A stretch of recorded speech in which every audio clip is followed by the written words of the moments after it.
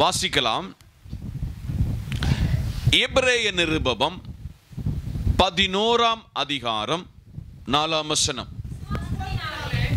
விசுவாசத்தினாலே ஆபேல் காயினுடைய பலியிலும் மேன்மையான பலியை தேவனுக்கு செலுத்தினான்.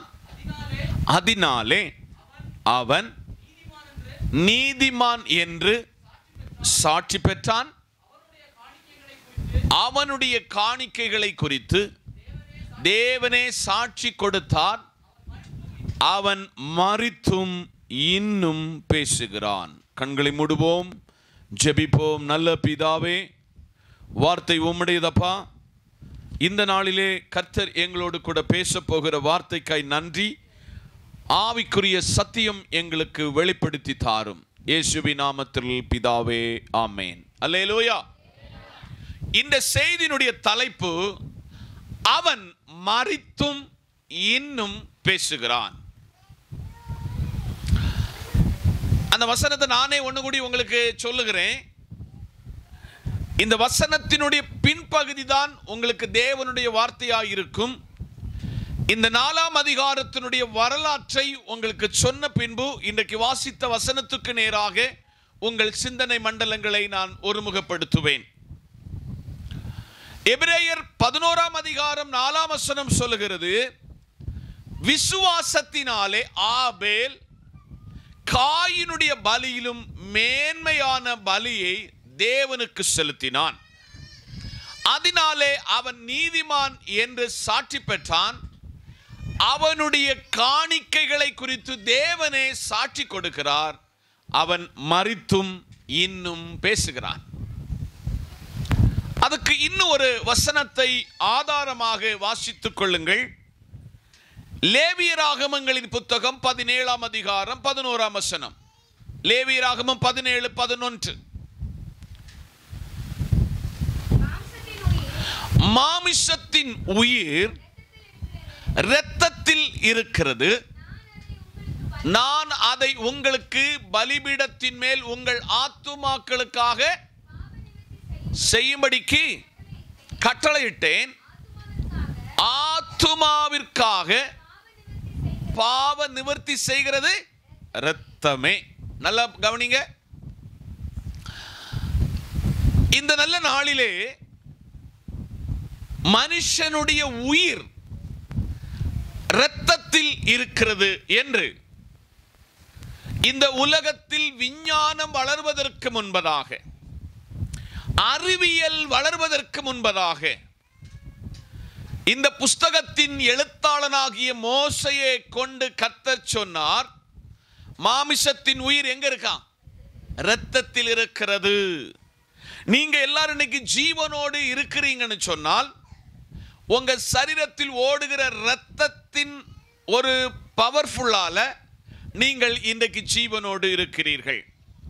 இந்த 2 வசனத்தை உங்க மைண்ட்ல பிடிச்சு வச்சுக்காங்க. இப்போ நான் இந்த வாசிக்க போகிற காயினுடைய ஆபேலினுடைய வாழ்க்கை வரலாற்றை ஆதியாகமம் 4ஆம் அதிகாரத்தில் உள்ளவைகளை கொஞ்சம் உங்களுக்கு விளக்கி சொன்ன பின்பு கடைசியிலே இந்த வார்த்தையிலே உங்களை தேவ வசனத்திலே வழிநடத்த போகிறேன். ஆதியாகமம் 4ஆம் அதிகாரத்தினுடைய ஒரு ஃபீட்பேக், ஒரு நல்ல விளக்கத்தை இந்த நாளிலே உங்களுக்கு கொண்டு வருகிறேன். 1, காயின் ஆபேல் இருவரும் பிள்ளைகளாக உலகத்திலே முதல் பிறந்தவர்கள் என்று காயினையும் ஆபேலையும் நாம் கற்றுக்கொள்ளுகிறோம். இரண்டாவதாக, காயினும் ஆபேலும் சகோதரர்கள். யாரே? சகோதரர்கள். நீங்க உங்க வீட்டில் 5 பேர், 7 பேர், 8 பேர், 9 பேர், 2 பேருக்கு மேற்பிறந்தவர்கள், உங்களோடு பிறந்தவர்கள் சகோதரர்கள். அப்படி காயினும் ஆபேலும் சகோதரர்கள், பிள்ளைகளா இருந்தார்கள். இப்போ அவர்கள் சகோதரர்களால் மாற்றப்பட்டார்கள். மூன்றாவதாக காயினும் ஆபேலும் விசுவாசிகள். சொல்லுங்க, யாரு? நீங்கள் எப்படி விசுவாசிகள் ஆனீர்களோ அப்படி இந்த காயினும் ஆபேலும் விசுவாசிகள் ஆனார்கள். ஒத்துக்கொள்கிறீங்களா? விசுவாசி ஆனதுனால தான் காணிக்க கொண்டு போனாங்க. யாருக்கிட்ட? ஏசப்பா கிட்ட, கர்த்தர்கிட்ட. மூன்று, இந்த ரெண்டு பேரு ரெண்டு தரமாய் வேர்பிரிக்கப்படுகிறார்கள். ஒன்று நீதிமான், மற்றொன்று துன்மார்க்கன். நீதிமான், ஒன்று துன்மார்க்கன். ஒரே வீட்டில் பிறந்தவங்க தான் பிள்ளைகள். யாரா மாறுதாங்க? துன்மார்க்கன், நீதிமான். 4, 5, ஒருவன் உலகத்தான், மற்றுள்ளவன் ஆவிக்குரியவன். உங்களுக்கு ஒண்ணு கூடி நினைப்பூட்டுகிறேன், கவனமா உங்க மண்டையில நான் சொல்லுகிறது எல்லாம் சொன்னா மட்டும்தான் நீங்க வாசித்த 2 வசனம் உங்க இருதயத்துக்குள்ள கிரியை செய்யும். இந்த ஆண்டு உங்க வாழ்க்கைக்கு ஒரு பெரிய விசுவாச வாழ்க்கையின் திருப்பு முனையாக மாறும். 1 காயினும் ஆபேலும் பிள்ளைகள். 2 காயினும் ஆபேலும் சகோதரர்கள். 3 காயினும் ஆபேலும் விசுவாசிகள். விசுவாசிகள் ஆனபடியினால் கர்த்தருக்கு காணிக்கை செலுத்தினார்கள். 4 ஒருவன் நீதிமான், மற்றொருவன், அதுக்குள்ள விளக்கத்தை பின்ன கொண்டு வருவேன். ஒருவன் நீதிமான், மற்றொருவன் துன்மார்க்கன். அடுத்து ஒருவன் உலகத்தான், மற்றொருவன் ஆவிக்குரியவன். இந்த 5லையும் இங்க இருக்கிற நமக்கு எல்லாருக்கும் ஒரு கனெக்ட், தொடர்பு இருக்கிறது. இந்த 5லையும் நமக்கும் இருக்கிற எல்லாருக்கும் ஒரு கனெக்ட் இருக்கிறது. அடுத்து ஒரு 10 காரியம் சொல்ல போறேன். கவனமா, ஸ்பீடா இதை நீங்க எழுதி எடுத்து உள்வாங்கினீங்கன்னா அது உங்களுக்கு ரொம்ப பிரயோஜனமாக மாறும். இந்த 4ஆம் அதிகாரம், ஆதியாகமம் 4ஆம் அதிகாரத்தில் 4ஆம் அதிகாரம் 1ஆம் வசனம் என்ன சொல்லுதுன்னா, ஏவாள் முதல் கற்பம் தரித்தாள். ஏவாள் முதல் கற்பம் தரித்தாள். இன்னைக்கு நீங்க எல்லாம் கற்பம் தரித்ததினால உங்க தாய் இன்னைக்கு நீங்கள் ஒரு உலகத்தில் ஒரு குழந்தையாய் பிறந்திருக்கிறீர்கள். ஆனால் முதலில் ஏவாள் கற்பம் தரித்தாள். கணவன் மனைவிதான் இருக்காங்க. அவங்க சரீரத்தில் கொஞ்சம் கொஞ்சம் மாற்றம் வருகிறது. ஆதாம் சொல்லுகிறார், நானும் உன் கூட தான் சாப்பிடுறேன், ஏன் சரீரத்திற்கு மாற்றம் இல்லை? ஓ சரீரத்திற்கு மாற்றம். ஏன்னா இப்ப விவாகமானால் நம்மகிட்ட மக்கள் கேட்கிறது, பிள்ளைக்கு ஏதாவது விசேஷம் இருக்குன்னா. அன்னைக்கு ஒன்றும் தெரியாது. ஆனால் ஏவாளுக்குள்ள பல மாற்றங்கள் வந்தது. காரணம், முதல் குழந்தையை ஏவாள் கற்பம் தரித்தாள், பிரசவித்தாள். 4ஆம் அதிகாரம் 1ஆம் வசனத்தில் முதல் பிரசவம் ஏவாள் காயினை பெற்றெடுத்தாள் என்று நாம் பார்க்கிறோம். முதல் பிரசவம், ஃபர்ஸ்ட் டெலிவரி எங்க நடக்கிறதுன்னு சொன்னால் ஏவாளுடைய சரீரத்தில் நடக்கிறது. மூன்றாவதாக 4ஆம் அதிகாரம் 1ஆம் வசனத்தில் என்ன சொல்லுதுன்னா, முதல் குமாரன் காயினை அவள் பெற்றாள். ஆஸ்பத்திரியில், மருத்துவச்சிகள் இல்ல, கர்த்தரே அந்த பிரசவத்திற்கு உதவி செய்தார் என்று ஒரு ஆவிக்குரிய சத்தியத்தை இந்த காலையிலே உங்களுக்கு நினைப்பூட்டுகிறேன். 4ஆவதாக 4ஆம் அதிகாரம் 2ஆம் வசனத்தில் முதல் குமாரன் காயின், 4ஆம் அதிகாரம் 2ஆம் வசனத்தில் முதல் சகோதரன் ஆபேல் பிறக்கிறான். ஆமென் சொல்லுங்க, அல்லேலூயா. ஆபேல் பிறக்கிறான். 4ஆம் அதிகாரம் 1-2 வசனத்தில் ஒரு ஆதாமினுடைய குடும்பம் அங்கு உருவாகுகிறதை பார்க்கிறோம். ஆதாமினுடைய குடும்பம், குடும்பம்னு சொன்னா கணவன், மனைவி, பிள்ளைகள், அதுதான் குடும்பம். அல்லேலூயா. அதற்கு பின்புதான் பேரன், பேத்தி, பூட்டன், பூட்டி எல்லாம் வருகிறது. அதற்கு பின்பாக ஒரு குடும்பத்தினுடைய அட்மாஸ்பியர் இந்த 4ஆம் அதிகாரத்தின் 1-2 பகுதிகளை நம்ம பார்க்கிறோம். அடுத்து ரொம்ப சுவாரஸ்யமான ஒரு காரியத்தை சொல்லுகிறேன், கவனமாய் கேளுங்கள். 4ஆம் அதிகாரம் 2ஆம் வசனத்தில் ஒரு விவசாயியாகிய காயினை பார்க்கிறோம். யாரு? விவசாயியான காயினை பார்க்க. காயின் என்ன வேலை செய்தான் சொல்லுங்க?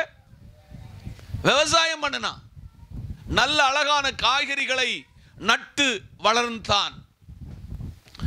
அடுத்து இந்த 4ஆம் அதிகாரத்தின் 2ஆம் வசனத்தினுடைய பின்பகுதி சொல்லுகிறது, ஆபேல் நல்ல ஒரு மேய்ப்பனாக மாறினான். ஆபேல் நல்ல ஒரு மேய்ப்பனாக மாறினான். மேய்ப்பனாக இருந்ததினாலதான் அவன் காணிக்கை என்னத்தை கொண்டு வந்தான்? ஆடை கர்த்தருக்கென்று கொண்டு வந்தான். அடுத்தபடியாக 8வது காரியம் பார்க்க சொல்ல, 4ஆம் அதிகாரம் 3ஆம் வசனத்தை பார்க்க சொல்ல, முதல் காணிக்கையை கொண்டு வந்தவங்களுடைய பெருமை யாரை சார்ந்தது என்றால் இந்த காயினையும் ஆபேலையும் சார்ந்தது. 9வதாக முதல் பலிபீடத்தை கட்டினவர்கள் இந்த காயினும் ஆபேலுமே. முதல் பலிபீடத்தை கட்டினவர்கள் யார்?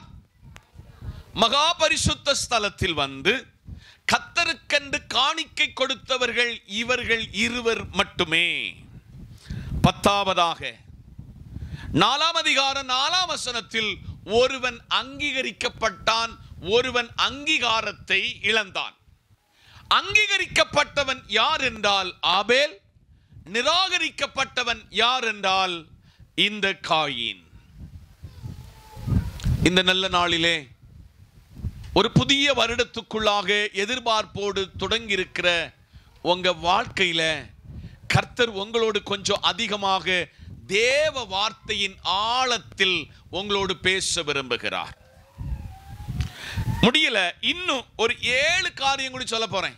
இந்த இவ்வளவு விஷயத்தை பிடிச்ச மட்டும்தான் நான் இன்னைக்கு பேச போகிற தேவ வார்த்தை உங்கள் இருதயத்துக்குள் கடந்து செல்லும். அடுத்து 7 காரியம் சொல்ல போறேன், கொஞ்சம் கவனமா கேட்கணும்.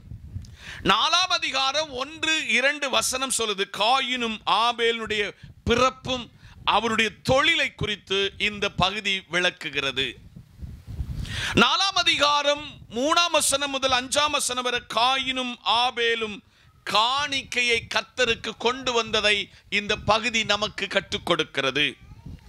4ஆம் அதிகாரம் 6ஆம் வசனம் முதல் 10ஆம் வசனம் வரை காயின் ஆபேலை கொலை செய்கிறான். என்ன செய்கிறான்? கொலை செய்கிறான். அதுக்குள்ள விளக்கத்தை எல்லாம் நான் அந்த வாசித்த வசனத்துக்கு நேராக உங்களுக்கு வெளிப்படுத்துவேன். நீங்கள் இதை முகவுரையாக புரிந்து கொள்வதற்காக இவ்வளவு காரியங்களை உங்களுக்கு வெளிப்படுத்துகிறேன். அடுத்தபடியாக 4ஆம் அதிகாரம் 11ஆம் வசனம் முதல் 15ஆம் வசனம் வரை காயின் தேவ சமூகத்தில் சாபத்தை வாங்குகிறான். என்னத்தை வாங்குகிறான்?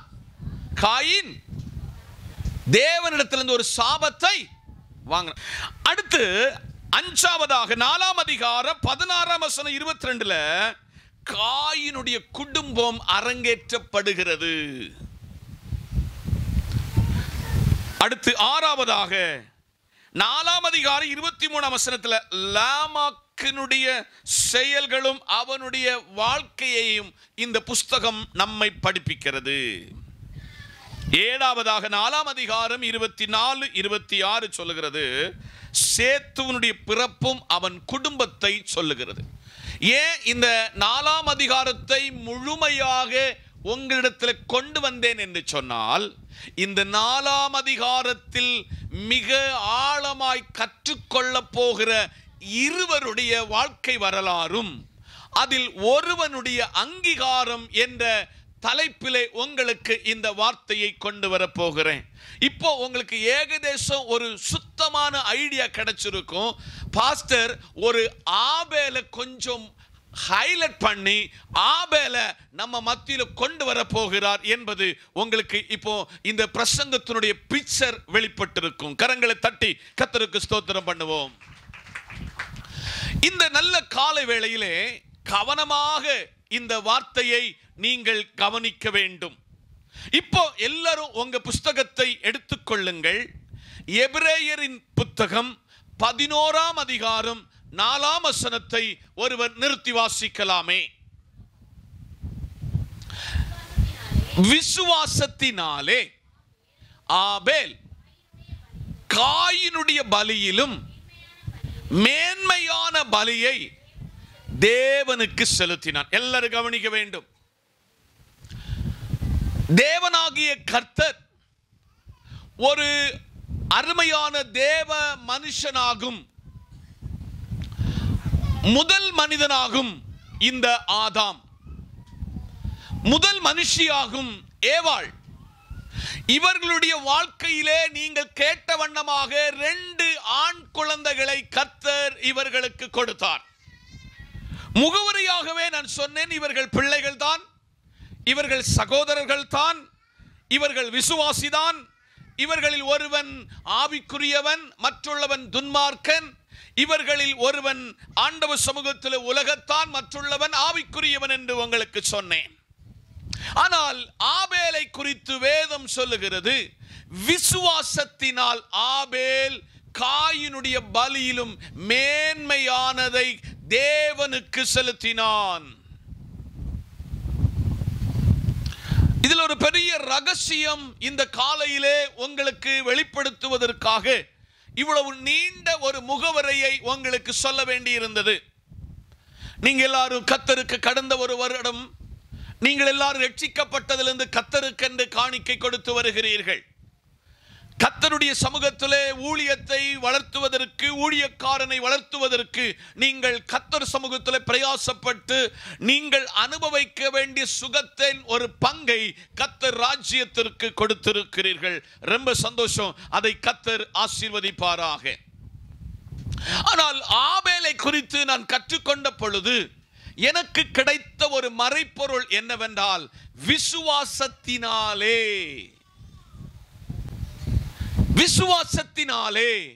ஆபேல் காயினுடைய பலியிலும் மேன்மையானதை கொடுத்தான்.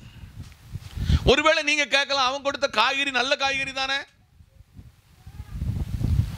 அவன் கர்த்தருக்கென்று முதல் பலிபீடத்தை கட்டினது உண்மைதானே, முதல் காணிக்கையை கொடுத்தது உண்மைதானே. ஆனால் காயினுடைய காணிக்கையை குறித்தோ காயினுடைய விசுவாசத்தை குறித்தோ இந்த வேதம் அழுத்தி திருத்தி சொல்லாவிட்டாலும் ஆபேலை குறித்து வேதம் சொல்கிறது, அவன் விசுவாசத்தினாலே காயினை காட்டிலும் கர்த்தருக்கென்று பலிபீடத்தை மேன்மையானதை தேவனுக்கு செலுத்தினான். நீங்கள் எல்லாம் கர்த்தருக்கென்று கொடுத்திருக்கிறீர்கள். உங்க விசுவாசத்தின்படி தான் கொடுத்தீங்களா, உங்களுடைய உழைப்பினுடைய பங்கு தான் கொடுத்தீங்களா என்று இன்றைக்கு நம்மை சோதித்து பார்க்க வேண்டும். இன்றைக்கு காலையில் ஏன் இந்த ஆபேலினுடைய மரித்து இன்னும் ஏன் அவன் பேசுகிறான் என்றால், அவன் விசுவாசத்தினால ஆண்டவருக்கு காணிக்கையை பலியாக செலுத்தினான். உங்களுடைய என்னுடைய காணிக்கைகள் அங்கீகரிக்கப்பட வேண்டுமா? நம்முடைய விசுவாச வாழ்க்கையை தேவன் அங்கீகரிக்கப்பட வேண்டுமா? நம்முடைய குடும்பங்களை கர்த்தர் அங்கீகரிக்கப்பட வேண்டுமா? நமக்கு விசுவாசம் வேணும். நமக்கு விசுவாசம் வேண்டும். விசுவாசம் இல்லாமல் நம்மளால ஒன்றும் செய்ய முடியாது என்று இந்த வேத புஸ்தகம் நம்மை படிப்பிக்கிறது. இரண்டாவதாக, இந்த ஆபேலை குறித்து வேதம் சொல்லுகிறது, அவன் நீதிமான் என்று சாட்சி பெற்றான். அல்லேலூயா. விடுதலை என்ற தலைப்பில் இன்னைக்கு அதுதான் நம்முடைய யூடியூப்ல பிரசங்கம் ஓடிக்கொண்டிருக்கிறது. விடுதலை என்னது? தானியம் எப்போ இந்த அம்பாரத்தில் சேர்க்கப்படும்? சொல்லுங்க. தானியம் எப்பொழுது அம்பாரத்தில் சேர்க்கப்படும்? அது விளைந்து முதிர்ச்சி ஆகுகிறது போல நீங்களும் நானும் நல்ல வயது சென்றவர்களாய் கர்த்தருடைய ராஜ்யத்தில் சேர்த்து கொள்ளப்படுவோம். அதுக்கு முன்ன இந்த உலகத்தில் நம்ம நீதிமான் என்று சாட்சி பெற வேண்டும். ஆமென் சொல்லுங்க. யாராக? நீதிமானாக. இந்த நல்ல காலை வேளையிலே ஆபேலை குறித்து இன்றைக்கு இவ்வளவு அதிகமான விளக்கத்தை சொல்லி உங்களுக்கு வார்த்தை பிரசங்கிக்கப்படுகிறது என்றால், ஆபேல் ஒரு நீதிமானாகும்.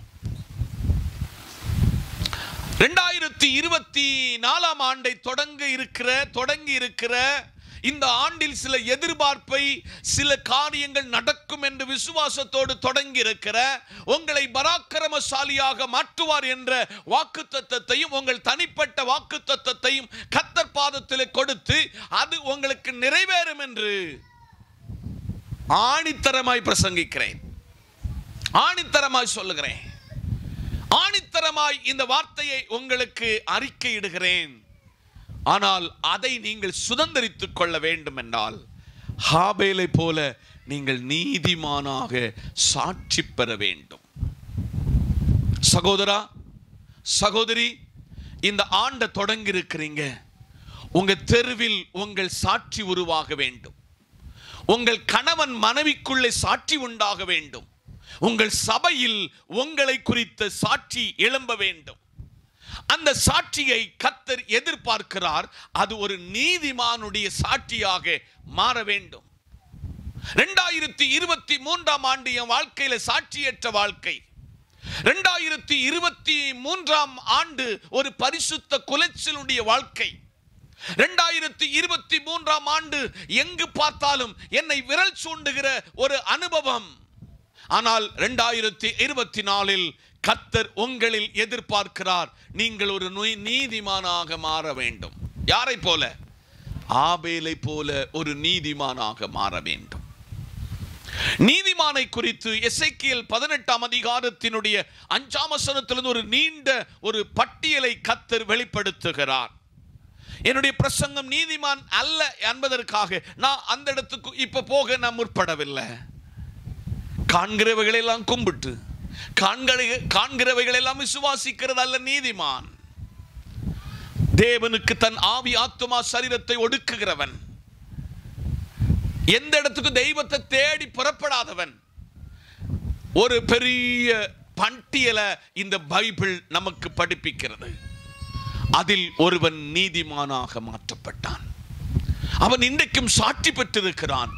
விசுவாச குடும்பமே, இந்த ஊர்ல வாழ்கிற காலத்தில் இயேசுவை ஏற்றுக்கொள்வதற்கு முன்பதாக, இயேசுவை உங்கள் கர்த்தராக ஏற்றுக்கொள்வதற்கு முன்பதாக நீங்க மனம் போல வாழ்ந்தீங்க, மனம் போல வாழ்ந்தீங்க, வாய் வந்தது போல பேசுனீங்க, உங்க கண்கள் எங்கெல்லாம் பார்க்கிறதோ அப்படியெல்லாம் நீங்க பார்த்தீங்க. ஆனா இனி நீங்க அப்படி பார்க்க கூடாது என்று கர்த்தர் ஒரு கடிவாளத்தை நமக்கு போட்டிருக்கிறார். அந்த கடிவாளம் இல்லாதவன் நீதிமானாக இருக்க முடியாது. அந்த கடிவாளம் இல்லாதவன் பரிசுத்தமாய் வாழ முடியாது என்பதை பகிரங்கமாய் சபைக்கு நான் அறிவிக்கிறேன். ஆதலால் சபையே, இந்த ஆபேல் தேவனுடைய சமூகத்துக்கு முன்பதாக அவன் பலி செலுத்தினவனாக, அவன் தேவ பாதத்தில் அதனுடைய பலியை ஏற்றுக்கொண்டவராய் இருக்கிற கர்த்தர் அவனை நீதிமானாக கண்டிருக்கிறார். இன்னைக்கு ஒரு கேள்வி, நாம் நீதிமானாக வாழ்கிறோமா? நாம் நீதிமானாக வாழ்கிறோமா?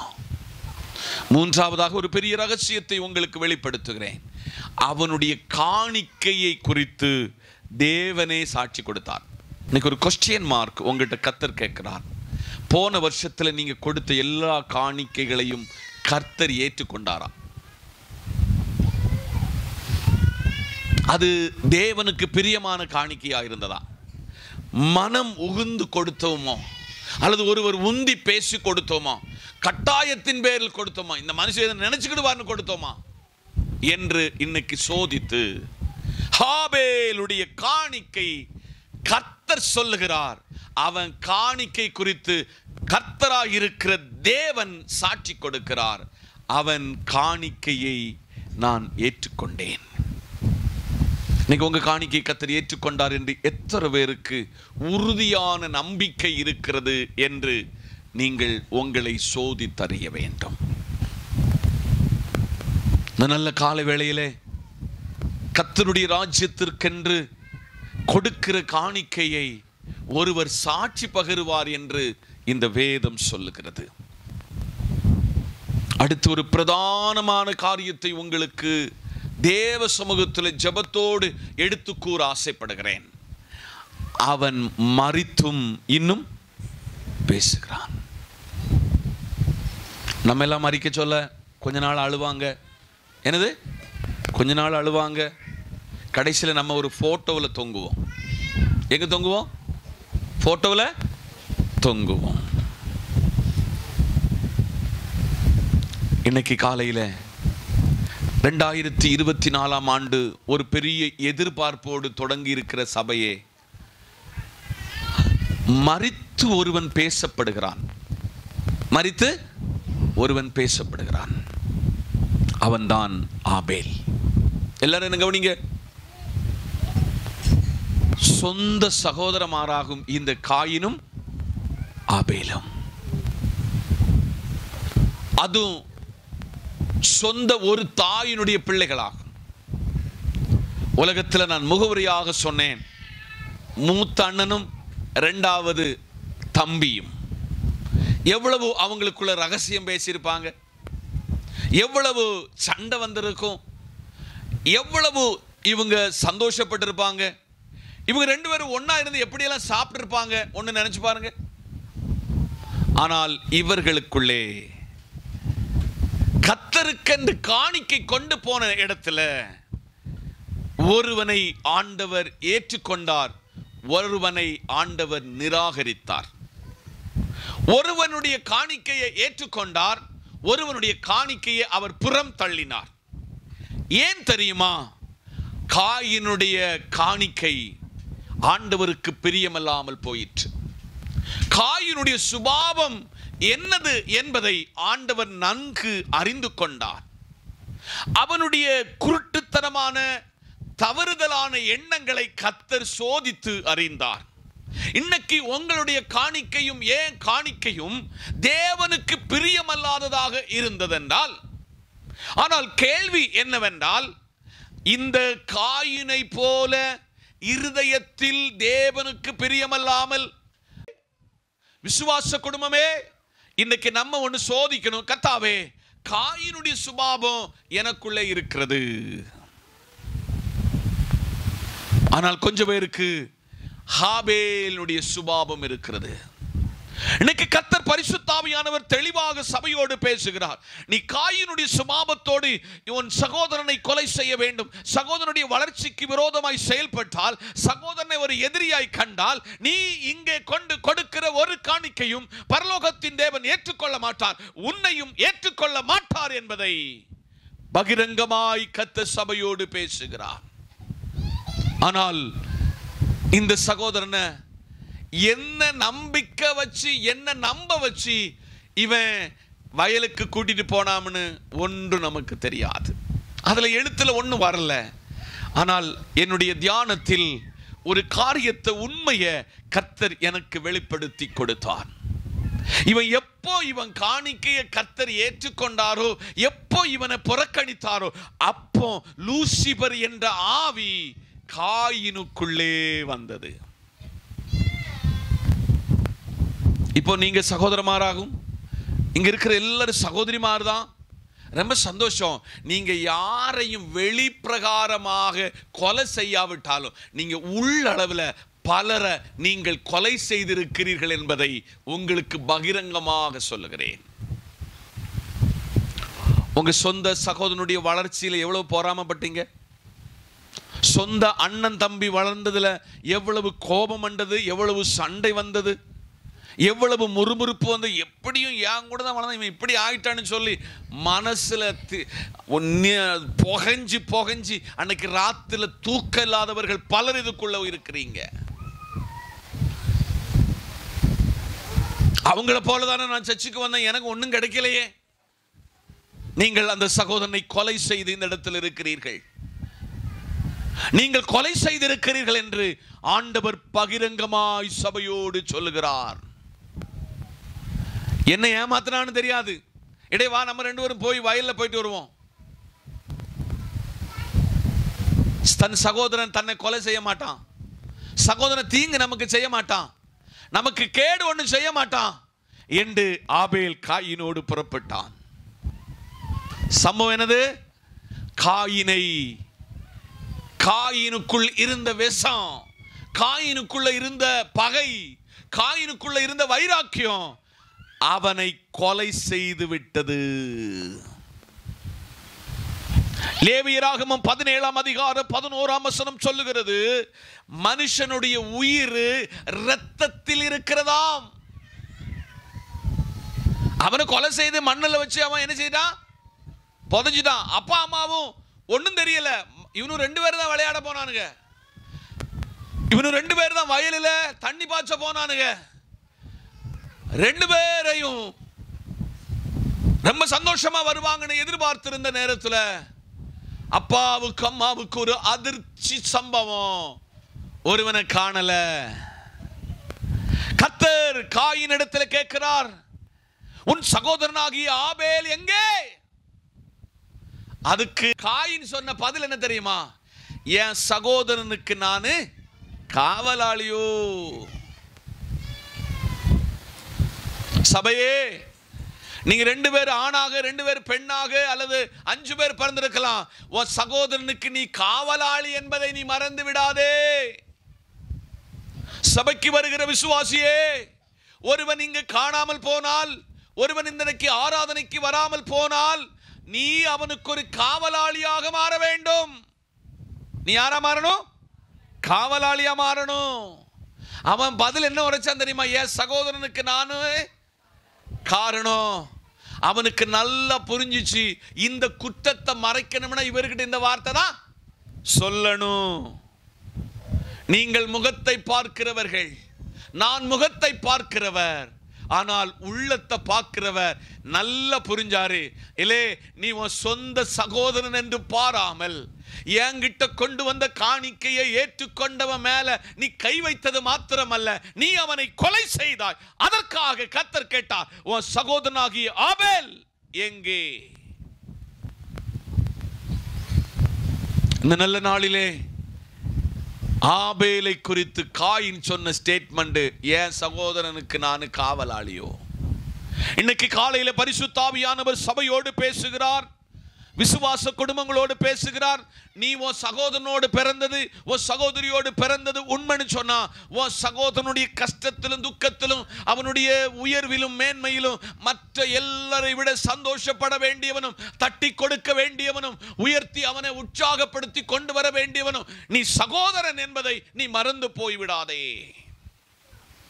நீ சகோதரன் என்பதை மறந்து போய்விடாதே.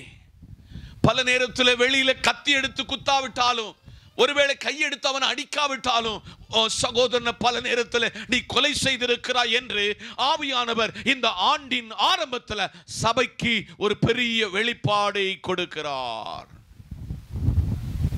ஒரு பெரிய ரகசியத்தை வெளிப்படுத்தி கொடுக்கிறார். லாபகமாய் கொண்டு போய் தன் சகோதரனை கொண்டு போய் கொன்று அவனை கொலை செய்து விட்டான். ஆனால் அவனை ஆண்டவர் அங்கீகரித்ததினால், அவனை தன்னுடைய பிள்ளையாய் ஏற்றுக்கொண்டதினால், அவனுடைய காணிக்கையை ஏற்றுக்கொண்டதினால் அவனுக்குள் ஓடின இரத்தத்துக்கு என்ன இருந்தது? உயிர் இருந்தது. 2024 அந்த சத்தத்தின் உயிர், அந்த அனண்டிங்கனுடைய ஏற்றுக்கொண்டவனுடைய ஆத்துமாவினுடைய அந்த சத்தத்தின் வல்லமை இன்றைக்கும் அது பேசிக் கொண்டிருக்கிறது. நீங்களும் நானும் ஒரு நாள் மரிப்போம். நீங்களும் நானும் இந்த உலகத்திலிருந்து மாற்றப்படுவோம். ஆனால் மாற்றப்பட்ட பின்பு நம்மை குறித்து இந்த உலகம் பேசணும்னு சொன்னா, நம்ம பரிசுத்தத்தையும் நம்முடைய நீதியையும் நாம் காத்து நடக்க வேண்டும். நாம் அதை காத்து நடக்க வேண்டும். சகோதரா, சகோதரி, நீ காலையில உன் வீட்டில இருந்து இந்த பைபிளை எடுத்து புறப்பட்டு இந்த தேவாலயத்துக்கு நடந்தோ ஆட்டோயிலோ பைக்கிலையோ அல்லது பஸ்ஸிலோ சஞ்சரிக்கும் பொழுது, நீ ஒரு விசுவாசி என்று 1000 கண்கள் உன்னை பார்த்து கொண்டிருக்கும் பொழுது, வாரத்தின் முதல் நாள் தொடங்கி கடைசி நாள் வர உன் வீட்டுக்கு யார் வந்து போகிறா, உன் சாட்சியான வாழ்க்கை என்ன என்பது உலகத்தான் பார்த்து கொண்டிருக்கும் பொழுது, அவனுடைய பார்வையில் நீ தேவனுக்கு வழி விலகினாய் என்று சொன்னாய். நீ ஆராதனைக்கு வந்ததுனால, கர்த்தருக்கு கொடுத்ததுனால எந்த பிரயோஜனம் இல்லை என்று இந்த ஆண்டின் ஆரம்பத்தில் ஒரு ஒர்க் ஷாப்ல கொண்டு வந்து கர்த்தர் உங்களை சரி செய்ய விரும்புகிறார். நீ போட்ட சண்டை, நீ போட்ட கெட்ட வார்த்தை எல்லாம் காண்கிற ஒருவர் நின்று சபையை பார்த்து சொல்லுகிறார், உன்னையும் உன் காணிக்கையும் நான் அங்கீகரிக்கிற தேவன் அல்ல. இந்த ஆண்டில் உனக்கு ஒரு வாய்ப்பை தானேன். நீ ஒரு நல்ல ஆபேலாக மரித்து பேசுகிறவனாக உன்னை நான் மாற்ற விரும்புகிறேன். எபிரேயர் 11ஆம் அதிகாரம் 4ஆம் வசனத்தை நீங்க எல்லாரும் எடுத்துக்கொள்ளுங்க. எபிரேயர் 11:4. விசுவாசத்தினாலே ஆபேல் காயினுடைய பலியிலும் மேன்மையானதை கர்த்தருக்கு செலுத்தினான். இந்த ஆண்டு உங்களுக்குள்ள பாக்கெட்ல இருக்கிற காணிக்கை கொண்டு போட நான் சொல்லல. ஈஸியா எல்லாரும் கொண்டு எடுத்து வீசி கொண்டு இதுக்குள்ள போட்டுருவீங்க, எனக்கு நல்லா தெரியும். ஆனா அதல்ல கர்த்தர் எதிர்பார்க்கிறது. உங்க விசுவாச வாழ்க்கை, உங்க பரிசுத்த வாழ்க்கை கர்த்தருக்கு தேவை, என் தேவனுக்கு தேவை. உன் விசுவாசத்தினுடைய ஆவிக்குரிய வாழ்க்கை, அதை நான் மேன்மையாக ஆபேல போல நான் சொல்லணும். தேவனுக்கு நீ ஆண்டவருக்குள்ள ஒரு நீதிமானாக மாறணும். உன் காணிக்கைய குறித்து நான் சாட்சி கொடுக்கணும். அவன் மரித்தும் இன்றும் பேசுகிறான். அல்லேலூயா, அல்லேலூயா. அந்த ஆதியாகம புஸ்தகம் 4ஆம் அதிகாரத்தில் அந்த மரித்து பேசுகிற அந்த வசனத்தை எடுத்துக்கொள்ளுங்களேன். அவன் என் சகோதரனுக்கு காவலாளியோ என்ற நிலையிலே அந்த வசனத்தில் வருகிற பகுதியை ஒருவர் வாசிக்கலாமே. கர்த்தர் காயினை நோக்கி